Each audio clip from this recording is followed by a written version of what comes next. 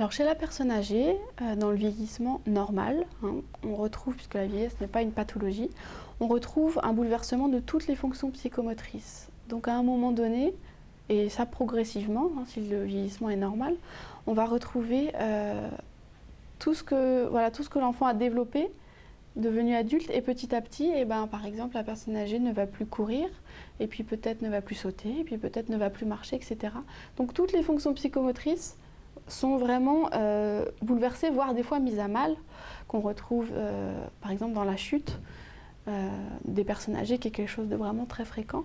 Donc là, vraiment, je pense que pour le psychomotricien, il a deux axes de travail. Le premier, ça va être le vécu du corps. Donc ça va être trouver ou retrouver la notion de bien-être, le plaisir, la motivation, l'envie de faire quelque chose. Peut-être l'envie de... Alors je parle d'une personne âgée par exemple avec une canne, peut-être l'envie de se lever, de prendre sa canne et d'aller à tel endroit, peut-être l'envie de faire telle chose, peut-être l'envie de se mobiliser. Donc ça c'est vraiment le premier angle. Et le deuxième angle, ça va être tout ce qui est estime de soi, parce que un corps qui vieillit, un corps qui s'abîme, un corps qui nous fait chuter, c'est un corps qui nous lâche. Et donc il y a l'estime de soi aussi qui en prend un sacré coup. On parle de chute, mais voilà. Donc la thérapie psychomotrice, ça va être vraiment ça avec la personne âgée. Enfin, pour moi, les deux axes de travail. Donc, au niveau des indications, on va retrouver, alors indications pour une thérapie psychomotrice, on va retrouver des difficultés d'organisation spatiale, une régression psychomotrice, on va retrouver des fois des états d'agitation, des états d'angoisse souvent quand il y a eu chute. Donc après, on est amené à intervenir dans ce qu'on appelle les syndromes post-chute, qui sont des gens qui ont des hypertonies réactionnelles, donc qui sont très contractés, qui ne veulent plus bouger, qui ne veulent plus sortir de leur fauteuil, etc. Donc on peut aussi avoir une inhibition, un repli sur soi, des personnes âgées qui se retrouvent, il n'y a plus personne autour d'eux, alors soit des décès ou il n'y a plus de famille, ils sont en maison de retraite, etc. Donc il y a aussi tout ce qui est contexte social, des douleurs, donc le psychomotricien peut aussi accompagner le vécu de la douleur et du coup retrouver un plaisir à se mouvoir, un corps qui n'est pas qu'un corps douloureux, qui peut aussi être un corps vécu avec plaisir.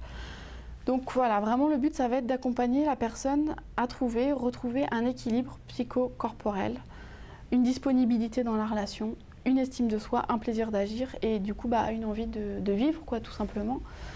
Donc avec la personne âgée, je pense qu'il y a une chose qui est fondamentale, mais qui concerne tout professionnel intervenant près de la personne âgée, c'est l'importance de l'écoute et du temps pris, et de la mise en mots aussi du vécu corporel. Alors ça appartient peut-être plus aux psychomotriciens, mais juste le temps d'écoute, parce qu'en hôpital, en maison de retraite, ils sont énormément. Prendre le temps avec la personne, des fois ça peut être juste, peut-être prendre le temps de parler.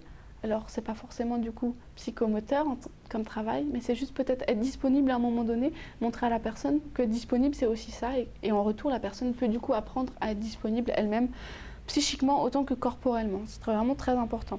Donc concrètement, on va proposer, alors ça peut être de la gym douce, ça peut être des mobilisations passives du corps, donc on va prendre le bras de la personne, le soulever doucement, faire des tout petits mouvements, mais retrouver un plaisir dans le mouvement du corps. Ça peut être des parcours psychomoteurs, donc des parcours d'équilibre, des choses comme ça. Le travail au sol, alors ça peut être soit quand il y a eu chute, du coup pour retrouver confiance, ou soit quand il y a une peur de la chute, ou soit tout simplement dans le vieillissement normal aussi, petit à petit, on a peur du sol parce qu'on a peur de tomber.